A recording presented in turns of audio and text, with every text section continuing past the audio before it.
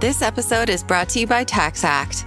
Don't do your taxes alone. Join TaxAct's National Admin Night. Admin nights are social gatherings for getting through your to-do list. So get ready for a night of fun, finding deductions, and filing taxes with TaxAct, where you can file your federal and state return for just $49 through April 8. Let's get together and get them over with. Visit taxact.com/admin-night for details. USAA knows dynamic duos can save the day, like superheroes and sidekicks, or auto and home insurance. With USAA, you can bundle your auto and home and save up to 10%. Tap the banner to learn more and get a quote at usaa.com/bundle. Restrictions apply. Imagínate que sos investigador político. Tenés miles de encuestas, millones de respuestas. Y los datos son clarísimos. La persona que vota a la ultraderecha es, por encima de todo, alguien con actitudes anti-inmigración muy fuertes. El rechazo al otro, al extranjero, al que viene de afuera. Eso es lo que te dicen los números. Así que publicas tu paper, lo presentas en conferencias, en congresos. Y la conclusión parece obvia. Si querés entender por qué gana la ultraderecha, mira la xenofobia. El problema es que esa conclusión, aunque técnicamente es correcta, podría estar completamente equivocada. Hoy, en Epidemia Ultra, el votante de ultraderecha que nadie ve.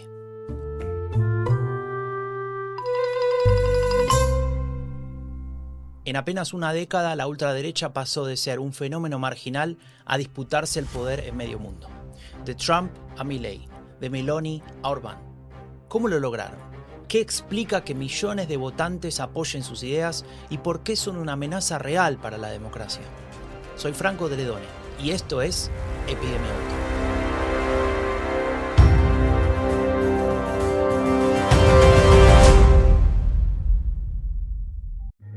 Instagram teen accounts have automatic protections for what teens see and who can contact them, plus time management tools. And Instagram will continue adding built-in safety features to help create age-appropriate experiences. Learn more about teen accounts and Instagram's ongoing work to protect teens online at instagram.com/teenaccounts.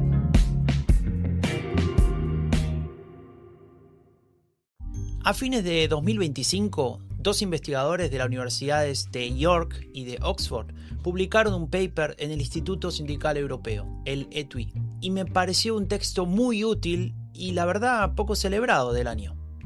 Esos autores se llaman Daphne Halicchiopoulou y Tim Blandas, y el trabajo se titula The Atomistic Fallacy in Political Science and its Implications for How We Study the Far Right.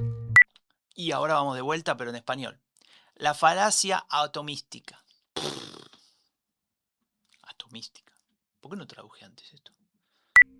La falacia atomista en ciencia política y sus implicaciones en el estudio de la extrema derecha. El argumento central es simple. La ciencia política tiene un problema de microscopio. ¿Qué quiero decir con eso? Bueno, cuando estudiamos quién vota a la ultraderecha, usamos encuestas individuales. Le preguntamos a miles de personas, ¿estás de acuerdo con la inmigración?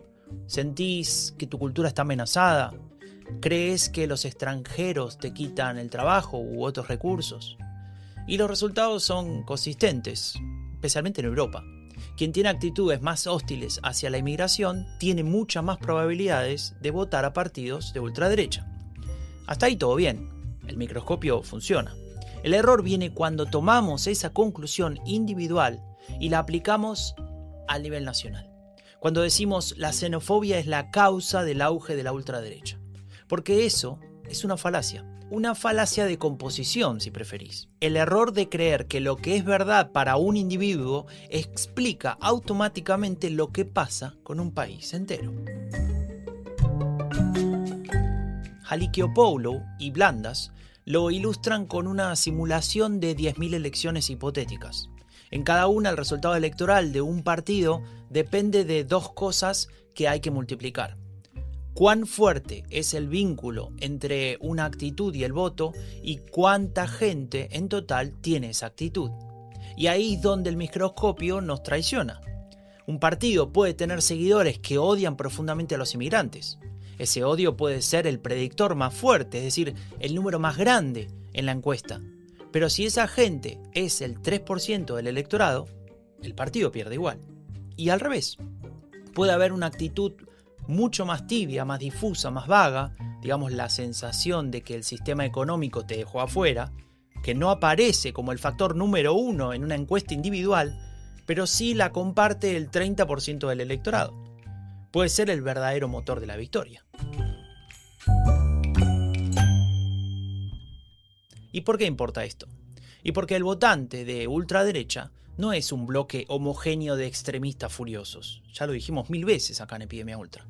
Lo que dicen los datos cuando mirás no solo el individuo, sino la distribución del electorado, es lo siguiente. Los partidos de ultraderecha ganan cuando logran armar una coalición.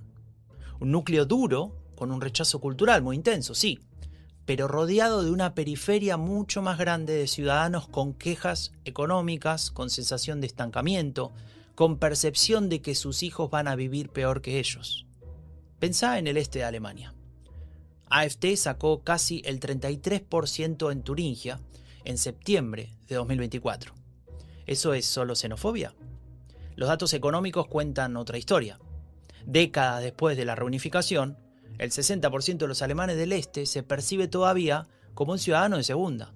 Los hospitales, los trenes, las carreras profesionales, todo eso quedó en manos del oeste. Y es verdad que Alternative für Deutschland nació como un partido de economistas euroescépticos y derivó hacia el etnonacionalismo. Pero su base electoral incluye a muchísima gente que simplemente se siente abandonada o desoída por el sistema. Pensá en el Rust Belt, el cinturón del óxido en Estados Unidos. Trump ganó en 2016 por 77.744 votos repartidos entre Pensilvania, Michigan y Wisconsin.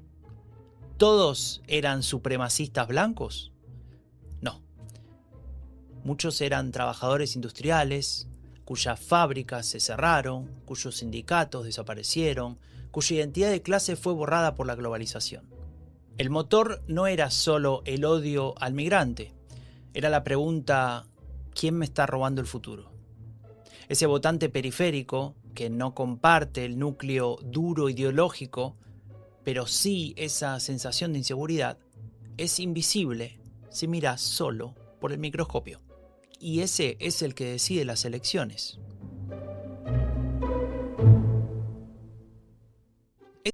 John Stamos here in partnership with Cologuard, and I've got to say, so you're 45 or older and at average risk. So what? That doesn't mean your life comes to a halt. No way. You can still do all the fun things you've been doing, but it's time to take your health a little more seriously. Colon cancer screening needs to be on your docket, and it's as simple as the Cologuard test. Don't worry. You got this. This episode is brought to you by Redfin. You're listening to a podcast, which means you're probably multitasking. Maybe even scrolling home listings on Redfin, saving homes without expecting to get them. But Redfin isn't just built for endless browsing. It's built to help you find and own a home. With agents who close twice as many deals, when you find the one, you've got a real shot at getting it. Get started at redfin.com. Own the dream. Este tipo de discusiones sobre lo que pasa en los electorados que votan a la ultraderecha los abordo en mi libro, en Epidemia Ultra. Le dedico varios capítulos a entender no solo quién lidera estos movimientos, sino quién los vota y por qué razones muchas veces sorprenden.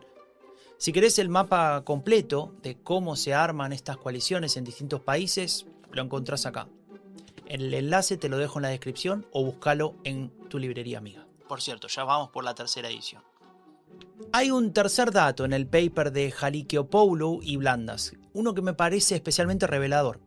Ellos analizan también el rol de quienes han experimentado movilidad social descendente. Personas que eran de clase media y bajaron, que tenían un trabajo estable y lo perdieron, que esperaban ascender y en cambio retrocedieron. ¿Votan más a la ultraderecha? Sí, y bastante más. Ese vínculo individual es real, pero, y acá está la trampa, ese es un grupo pequeño. No es suficiente para ganar una elección por sí solo. lo que hacen es sumarse a esa coalición más amplia de descontentos económicos, ampliarla, darle volumen. Son una pieza de rompecabezas, pero no son la respuesta completa. ¿Por qué esto importa para la izquierda, para los sindicatos o para cualquier otro partido democrático? Porque si crees que la ultraderecha gana principalmente por xenofobia, porque eso es lo que te dice el microscopio, tu estrategia va a ser combatir solo el discurso cultural, disputar el terreno de la identidad, hablar de migración. Y en ese proceso vas a abandonar el discurso que tiene en cuenta la cuestión económica, que es donde vive esa enorme periferia de ciudadanos descontentos que no son extremistas, pero que están disponibles para quien les ofrezca una explicación de la situación. Los autores lo dicen sin vueltas. Para contrarrestar a la ultraderecha hacen falta estrategias múltiples que apunten a las distintas partes de esa coalición. No hay una solución única, porque tampoco hay un solo tipo de votante. Al principio te dije que el investigador que mira sus encuestas puede estar completamente equivocado aunque sus datos sean correctos. Eso es la falacia atomística. Tener razón sobre la parte y equivocarse sobre el todo. Saber perfectamente qué mueve a un individuo sin entender qué mueve a un país. Y el problema no es solo académico.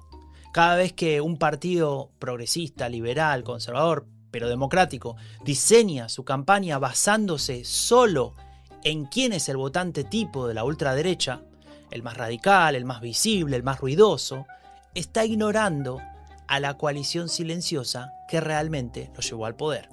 Esa masa de gente con inseguridad, con problemas económicos, con sensación de abandono, con la percepción de que el sistema prometió algo que nunca entregó. Entender a la ultraderecha no es solo preguntar quién la vota, es preguntar cuántos son, qué distintas cosas lo mueven y qué coalición se formó bajo nuestro radar mientras nosotros mirábamos por el microscopio. Si este episodio te dejó pensando y querés entender el fenómeno de forma más amplia, cómo la ultraderecha está conquistando el mundo, de qué herramientas se vale, qué podemos hacer, bueno, te lo cuento en mi libro de Epidemia Ultra, del fascismo europeo a Silicon Valley. Lo encontrás en cualquier librería o en el enlace que te dejo en la descripción del episodio. Y si querés apoyar este proyecto para que podamos seguir haciendo estos podcasts, ingresá a epidemiaultra.org/apoyar. O simplemente compartí el episodio, mandáselo a alguien que le pueda interesar. Eso es lo que hace crecer a esta comunidad. Y, obviamente, que lleguemos a más gente. Soy Franco de Ledone y esto fue Epidemia Ultra.